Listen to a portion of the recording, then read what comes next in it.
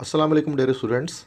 I am sir Naseem Zulfiqar और आज secondary English के अंदर हम डिस्कस करने वाले हैं जो पोइट्री सेक्शन है उसके एमसीक्यूज डिस्कस करने वाले हैं। जो आपके पास बुक है सिलेक्शंस फ्रॉम इंग्लिश वर्सेस, तो उसके अंदर हमारे पास स्मार्ट सिलेबस के अंदर जितने भी पोम्स मौजूद हैं उनके पास्ट पेपर में जो एमसीक्यूज आए हुए हैं उनकी प्रैक्टिस आज हम करने वाले हैं। तो फर्स्ट ईयर पोम्स की तो करवा चुका था, तो स्टूडेंट्स की रिक्वेस्ट आ रही थी कि सेकेंडरी के पोम्स को भी मैं करवाऊँ, तो उसको स्टार्ट करते हैं। तो फर्स्ट पोम हमारे पास जो होती है बुक में, that is the seven ages of man by William Shakespeare. तो पहले हम इसके एमसीक्यूज़ को स्टार्ट करेंगे। तो जैसे कि आप जानते हैं कि हमारे पैटर्न में 50% एमसीक्यूज़ इस बार आने वाला है। जुलाई 28 से जो एग्ज़ाम्स स्टार्ट हो रहे हैं, इंटरमीडिएट एग्ज़ाम्स, तो फिर आपको ज़रूरी है कि इन तरह के एमसीक्यूज़ लेक्चर जितने भी मैं अपलोड करूँ आप उसको लाजमी वॉच करें और अपनी प्रैक्टिस करें। लेकिन इससे पहले कि आप एमसीक्यूज़ लेक्चर्स को स्टार्ट करें, मैं आपको ये भी बताना चाहता हूँ कि एमसीक्यूज़ को सॉल्व करने के लिए आपको जो है वो पोम की डिटेल लेक्चर को लेना ज़रूरी है। तो मैंने सारे ही पोम्स जो है वो फर्स्ट सेकेंड ईयर पोम्स की प्लेलिस्ट में ऐड कर दिया है। तो पहले आप वहाँ से जो है वो जितने भी पोम्स हैं उनके लेक्चर्स को वॉच करें, फिर उसके बाद एमसीक्यूज़ की प्रैक्टिस के लिए इस लेक्चर पर आएँ। ठीक है। तो फर्स्ट एमसीक्यूज़ है the seven ages of man. इसका फर्स्ट एमसीक्यूज़ हमारे, तो ये 2018-2011 में आया था कराची बोर्ड में कि the seven ages of man is a speech uttered by dash. के सेवन एजेस ऑफ मैन है वो स्पीच, किसने ये स्पीच डिलीवर की है। तो असल में सेवन एजेस ऑफ मैन एक स्पीच है, एक तकरीर है। जो करने वाला जो शख्स है उसका नाम है दैट इज़ लॉर्ड जैकवस। ए ऑप्शन करेक्ट है यहाँ पर। ये जैकवस जस्ट हम कह सकते हैं। तो जैकवस ने ये स्पीच डिलीवर की है the seven ages of man के अंदर। ठीक है। सेकेंड एमसीक्यूज हमारे पास 2016 में आया था कराची बोर्ड में कि the second childishness is this stage of man's life. कि दूसरा बचपना इंसान की ज़िंदगी का कौन सा दौर होता है। तो हमें पता है इस नज़म के अंदर हमने इंसान के 7 दौर देखे हैं। तो फर्स्ट जो स्टेज था that is infant, second stage होता है that is school going boy, third stage होता है लवर, फोर्थ स्टेज होता है सोल्जर, फिफ्थ स्टेज होता है जस्टिस, सिक्स्थ स्टेज है ओल्ड एज, और जो सेवन्थ स्टेज है उसको हम कहते हैं सेकंड चाइल्डिशनेस। जब इंसान बहुत ज़्यादा बूढ़ा हो जाता है तो वो दोबारा से वो बच्चों की तरह बिहेव करना शुरू कर देता है। तो डी ऑप्शन इसका करेक्ट है, दैट इज़ सेवन्थ। ठीक है। थर्ड एमसीक्यूज़ पे आते हैं। तो ये काफ़ी आस्क किया गया है 2012 में, 13 में, 15 में आस्क किया गया कि the poem the seven ages of man is dash. कि ये सेवन एजेस ऑफ मैन क्या है। Ballad, speech, ode, monologue. तो एक्चुअली ये है एक speech, I speech delivered by Jaques, जो भी मैंने फर्स्ट एमसीक्यूज़ में भी बताया आपको। बैलाड किसे कहते हैं। Ballad is actually a folk song, एक लोकगीत बैलाड कहलाती है। जैसे फर्स्ट टाइम में जो आपने लूसी ग्रे पढ़ा था तो it was actually a ballad. Ode किसे कहते हैं। ओड मतलब गज़ल हम कह लें कि a poem which shows about beauty, जो खूबसूरती के बारे में बताती है उसको हम ओड कहते हैं। और जॉन कीट्स जो है वो बहुत ज़्यादा फेमस थे ओड्स लिखने के लिए। डी ऑप्शन में है मोनोलॉग। मोनोलॉग मतलब जब कोई शख्स जो है वो कंप्लीट एक कह लें कि एक ड्रामेटिक वे पर एक जो है वो एक तकरीर कर रहा होता है, स्पीच डिलीवर कर रहा होता है बहुत सारे लोगों के सामने, that is called a monologue. तो लाइन्स फ्रॉम यूलिसिस जो है ना लॉर्ड एल्फ्रेड टेनिसन की, that is a monologue. Fourth MCQs है आपके पास, 2014 में आया था कि according to Shakespeare at the last stage of life man is dash. कि शेक्सपियर के मुताबिक जब इंसान अपने आखिरी दौर में पहुंचता है तो कैसा हो जाता है। ए ऑप्शन है इन स्टेट ऑफ ओब्लीवियन, वो हर कुछ भुला देता है। ओब्लीवियन मतलब भुला देना, वो चीज़ों को भुलाना शुरू कर देता है। B a thin and weak, कि वो कमज़ोर हो जाता है, पतला हो जाता है। सी पावरफुल एंड हैवी, ताकतवर और भारी भरकम हो जाता है। D a witty and small, अक्लमंद और छोटे कद का हो जाता है। तो एक्चुअली यहाँ पर इसका ए ऑप्शन करेक्ट है, इन स्टेट ऑफ ओब्लीवियन, वो हर कुछ भुलाना शुरू कर देता है लास्ट स्टेज में, सेकेंड चाइल्डिशनेस में। थिन और वीक वो होता है सिक्स्थ स्टेज में, ओल्ड एज में। पावरफुल एंड हैवी वो होता है सोल्जर एज में, जो फोर्थ एज है। विटी एंड स्मॉल वो होता है फिफ्थ वाली एज में, जस्टिस एज में। ठीक है। नेक्स्ट फिफ्थ एमसीक्यूज है, 2013 में आया था कि in second childishness and mere oblivion, here oblivion means, तो ये नज़म की लाइन एक है पोम की, in second childishness and mere oblivion. तो यहाँ ओब्लीवियन के मतलब क्या होते हैं। तो यहाँ ओब्लीवियन के मतलब होते हैं फॉरगेटफुलनेस, मतलब चीज़ों को भुला देना। तो जब दूसरा बचपना इंसान पर आता है तो वो सिर्फ चीज़ों को भुलाना जानता है, वो चीज़ों को भुला देता है। तो उसके बाद लास्ट लाइन होती है sans eyes, sans teeth, sans taste, sans everything. उसके बाद ये नज़म ख़त्म हो जाती है। तो सेकंड लास्ट लाइन में आपको ये मिलेगा 7 एजेस में। सिक्स MCQ है, 2012 में आया था कि in Shakespeare's view this world is a stage and life is a dash. कि शेक्सपियर के मुताबिक दुनिया एक स्टेज है और ज़िंदगी क्या है। तो शेक्सपियर के मुताबिक दुनिया स्टेज है और ज़िंदगी एक प्ले है ना। कहते हैं ना कि वो फर्स्ट लाइन जो स्टार्ट होती है, all the world's stage and all the man and women merely players. तो सारी दुनिया एक स्टेज के मानदंड है और ज़िंदगी एक प्ले की तरह है, और हम सब लोग, आप और मैं, हम सब इसके अदाकार हैं, हम इसके प्लेयर्स हैं। ठीक है, ए ऑप्शन करेक्ट है, प्ले। सेवन्थ MCQ आया था 2011 में कि the 7 ages of man is taken from. जो 7 एजेस ऑफ मैन स्पीच है विलियम शेक्सपियर की, वो किस प्ले से लिखा गया है। तो वो आप सब जानते हैं कि बी ऑप्शन करेक्ट होगा, एज यू लाइक इट। ये एक म्यूज़िकल प्ले है जिससे 7 एजेस ऑफ मैन लिया गया है। फर्स्ट की जो पहली पोम थी, अंडर द ग्रीनवुड ट्री, वो भी एज यू लाइक इट से ही एक्सट्रैक्ट किया गया था। तो अब हम आते हैं सेकंड पोम की तरफ, that is lines from Samson Agonistes by John Milton. तो देखते हैं कि पास पेपर में उसके कौन कौन से क्वेश्चंस आस्क किए गए हैं, MCQs आस्क किए गए हैं। तो फर्स्ट MCQ 2019 में आया है कि Samson Agonistes was blinded by the dash. Samson Agonistes को किसने अंधा कर दिया, किसने उसकी आंखें निकाल ली थी। तो आप जानते हैं सैमसन खुद एक इसराइलीट थे, और इनके जो दुश्मन थे वो फिलिस्तीन्स थे। तो फ़लस्तीनियों ने उनकी आंखें निकाल ली थी। तो A option is the correct one. Second MCQs है 2017 में आया था कि the wife of Samson was dash. Samson की वाइफ कौन थी जिन्होंने उनको धोखा दिया। तो उनका नाम था, सी ऑप्शन, दलीला। तो सैमसन एंड दलीला की ये स्टोरी थी जो हमने सैमसन एगोनिस्टिस में पढ़ी थी। थर्ड MCQs है, वो काफ़ी इंपॉर्टेंट है, 2013, 16, 17, 10 ईयर्स में 3 साल आया है कि Samson and Milton both were. के जो सैमसन है और जॉन मिल्टन जो राइटर हैं इस पोम के, उन दोनों में क्या सिमिलैरिटी थी। पे वो वॉरियर्स थे, मतलब जंगजू थे, ब्लाइंड्स अंधे थे, लेम्स लंगड़े थे, या पोइट्स मतलब शायर थे। तो दोनों की ये सिमिलैरिटी थी कि सैमसन और मिल्टन दोनों अंधे थे, दोनों जो है वो बिनाई से महरूम थे। तो B option is correct one, that is blind. Fourth MCQs है 2014-2016 में आया है, लाइन्स फ्रॉम सैमसन एगोनिस्टिस से कि Samson had been taken captive through the treachery of his dash. कि सैमसन को कब्जे में लिया गया किसके धोखे की वजह से, कि उसने सैमसन को धोखा दिया। तो अब पूरी स्टोरी आप जानते हैं कि उसकी वाइफ जो दलीला थी उसने धोखा दिया था और फ़िलिस्तीन्स को बता दिया था कि उसका जो राज है, वो उसकी जो सारी ताकत है वो उसके बालों में महफूज है। तो फ़लस्तीनियों ने उनके बाल काट दिए थे और उनको कब्ज़े में ले लिया था, देन उनकी आंखें निकाल ली थी। ये पूरी स्टोरी आप लेक्चर में देख सकते हैं सैमसन एगोनिस्टिस के, मेरे प्लेलिस्ट में जाकर।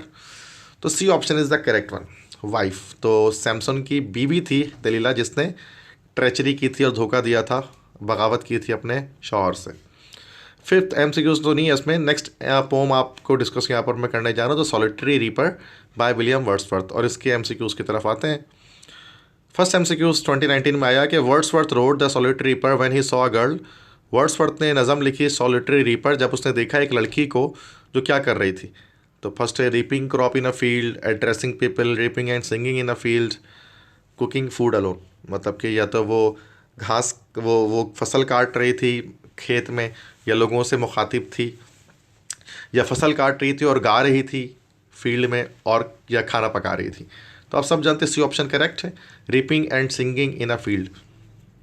ठीक है, तो ये इसकी नज़म की लाइंस में भी लिखा हुआ है ना, behold her single in the field, Yon solitary highland less, है ना। तो reaping and singing by her self. तो वो गा रही है और फसल काट रही है खुद ही। तो ये पोम जब आप रीड करेंगे फर्स्ट स्टैंजा में आपको इसका आंसर मिल जाएगा। सेकेंड MCQs 2018 में आया था कि no nightingale did ever chaunt, this line has been taken from the poem. तो no nightingale did ever chaunt, कभी कोई बुलबुल भी ऐसे नहीं चहचहाया होगा, ये आपको पता है। लाइन्स ये द सॉलिटरी रीपर जो है वो इसकी लाइन्स हैं कि no nightingale did ever chaunt and more welcome notes to the weary bands. तो ये वाली जो लाइन है इसमें ये सॉलिटरी रीपर से लिया गया है। थर्ड MCQs है 2015 में आया था कि the music and my heart I bore long after it was heard no more, this lines have been written by. ये लास्ट दो लाइन्स हैं क्या सॉलिटरी रीपर की, और आप जानते हैं सॉलिटरी रीपर को लिखा था the poet of nature William Wordsworth ने। तो C option is the correct one. Fourth MCQs है, as I mounted up the hill the music in my heart I bore, these lines have been taking from the pome.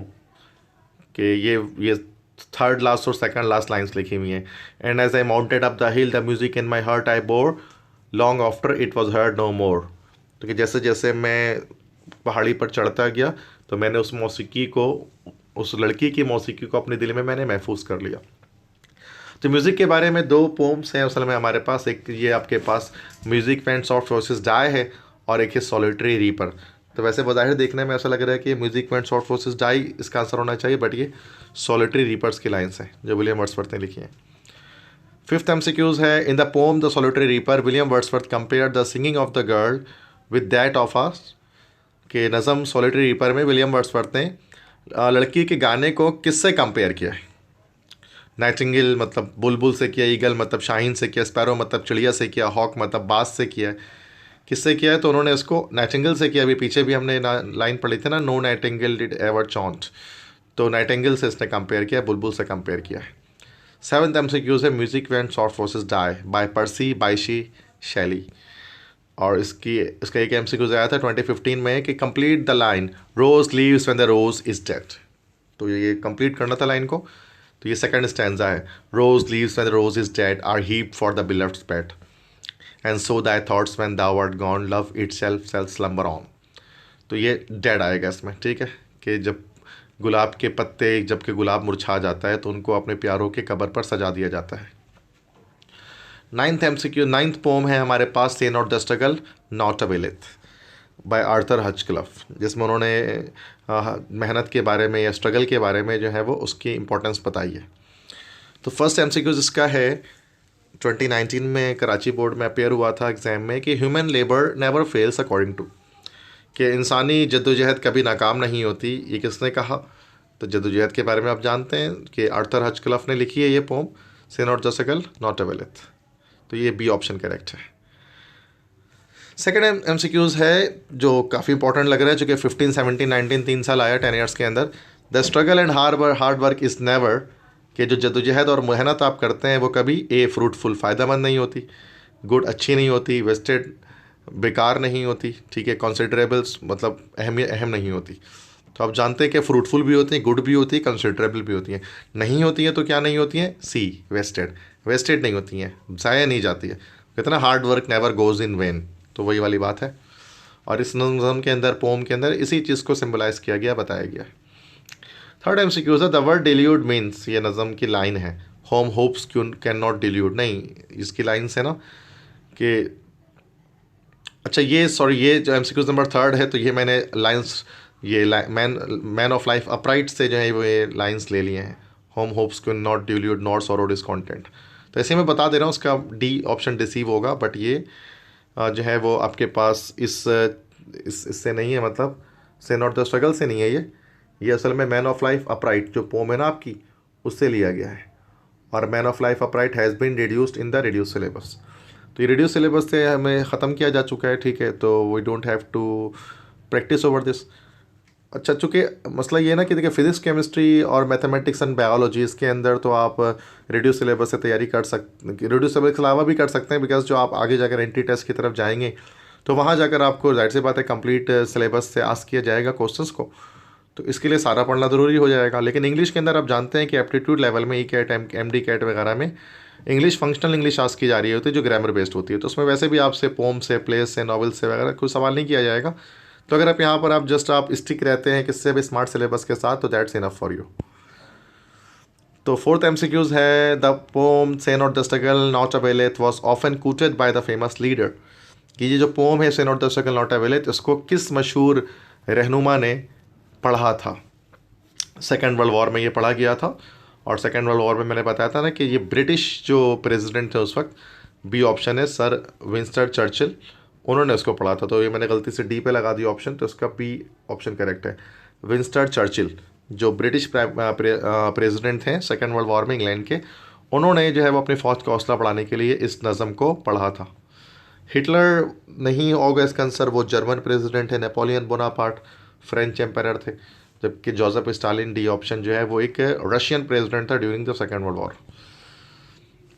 Fifth MCQ से 2017 में appear हुआ, In the poem Say Not the Struggle Not Availeth, the poet gives the examples of dash. जो नज़म है Say Not the Struggle Not Availeth, उसमें शायर किसकी example दे रहे हैं? तो violets and roses, the sea and the battle field, sunrise and smoke, floods and smoke. तो इसका ऑप्शन हो जाएगा that is B, the sea and the battle field.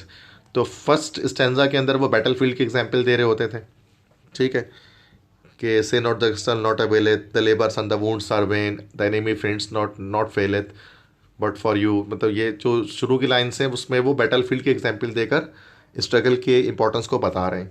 और लास्ट स्टेंजा जो है and not through the eastern Windows only, तो वो वाली जो स्टेंजा आपके पास है उसमें वो not last stanza, sorry, second last stanza के अंदर फिर वो बता रहे होते थे कि अबाउट समंदर की मिसाल और समंदर की लहरों की मिसाल देकर बता रहे होते थे कि किस तरह से जो है वो स्ट्रगल की इंपॉर्टेंस है। तो बी ऑप्शन है, तो sea and the battle field. A option है वॉलेट्स एंड रोजेस, इसकी मिसाल दी गई है music when soft voices die में, ठीक है, तो गुले दाऊदी के फूल और गुलाब के फूलों की एग्जाम्पल दी गई है। सिक्स्थ है आपके पास 2012 में अपेयर हुआ ये कराची बोर्ड के एग्जाम में, say not the struggle nought availeth teaches us the lesson of, वो किस चीज़ का पैगाम हमें देता है? पेसिमिज्म, पेसिमिज्म मतलब क्या लग सकते हैं, negativity. Optimism, positive approach. Detection मतलब ठीक है रद्द करना, इनकार करना। होपलेसनेस मतलब नाउम्मीदी। तो हमें क्या सिखाती है नज़म? तो आप सब जानते हैं कि पेसिमिज्म, डिजेक्शन, होपलेसनेस ये सब नेगेटिव थॉट्स हैं। तो कभी भी पोम जो है वो नेगेटिव थॉट्स को अप्रोच नहीं करती है, वो हमेशा पॉजिटिव चीज़ बताती है। तो ऑप्टिमिज्म का दर्ज देती है नज़म हमें।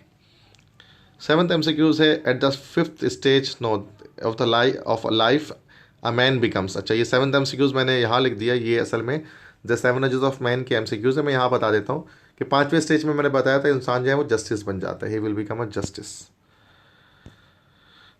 8th एमसीक्यूज़ है the poem say not the struggle nought availeth is written by dash. Say not the struggle nought availeth को लिखा गया है, किसने लिखा भाई? तो ये Arthur Hugh Clough, C option correct होगा, उन्होंने लिखा।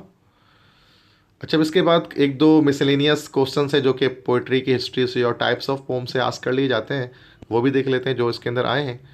तो 2019 में क्या आया था कि epic is a poem of dash. Epic जो नज़म होती है उसमें क्या बताया जाता है? तो लाइन्स फ्रॉम यूलिसिस जो आपके पास पोम है that is based upon an epic, it is not itself an epic. Lines from Ulysses is a dramatic monologue by lord Alfred Tennyson, but lord Alfred Tennyson has taken the narrative from Homer's Iliad और Homer's ओडियसी। तो Homer ने जो ओडियसी लिखी है it was an epic. Epic क्या show करता है? Heroic deeds. Heroic deeds मतलब कोई बड़े कारनामे, बहादुरी के कारनामों की एक पूरी मिसाल होती है, जंगे, जदगंगो जदल और ये सब चीज़ें उसमें मौजूद होती हैं एक एपिक के अंदर। सेकेंड एमसीक्यूज़ है an elegy is a poem of dash. Elegy में क्या कहा कि किसके बारे में बात की जाती है? तो आप जानते हैं एलिजी मतलब मरसिया, और मरसिया हमेशा किसी मरने वाले के लिए लिखी जाती है। तो बी मोर्निंग, सोग वाली नज़म जो है वो मरसिया कहलाती है, उसको एलिजी कहते हैं, ठीक है। So that's it about the important MCQs of second year poem according to smart syllabus. हमने तमाम उन पोम्स को डिस्कस किया जो कि कराची बोर्ड में आस्क किए जाते हैं, ठीक है। अगर स्टूडेंट्स, अगर आपको ये लेक्चर मेरा पसंद आया है तो लाजमी मेरे इस लेक्चर को लाइक करें और अपने फ्रेंड्स के साथ ज़्यादा से ज़्यादा शेयर करें और मेरे इस चैनल को सब्सक्राइब भी करें। तो इंशाल्लाह नेक्स्ट लेक्चर में दोबारा मुलाकात होगी। इससे पहले कि मैं साइन ऑफ करूं तो मुझे इस बात की बड़ी खुशी है कि I am going to complete 10,000 subscribers on my YouTube channel in a short span of 5 months, and it is all due to your support, कि आपने मुझे सपोर्ट किया, मेरे लेक्चर्स को सुना और मेरे लेक्चर्स को ज़्यादा से ज़्यादा अपने क्लासमेट्स के साथ, डिफरेंट और फ्रेंड्स के साथ शेयर किया और and it feels very good when I see कि इतने सारे स्टूडेंट्स जो है वो आते हैं कमेंट सेक्शन पर और बताते हैं कि they are commenting from various regions of Pakistan, from Kashmir, from Ladakh, from KP के साइड, फ्रॉम इंटीरियर सिंध। तो it will be very much good and it gives me courage, it gives me passion to upload more and more such videos for you so that you can have good marks in exam. So please keep supporting me and keep sharing my lectures as much as you can so that every single student of Sindh board can have an access to my lectures. Thank you so much. Allah Hafiz.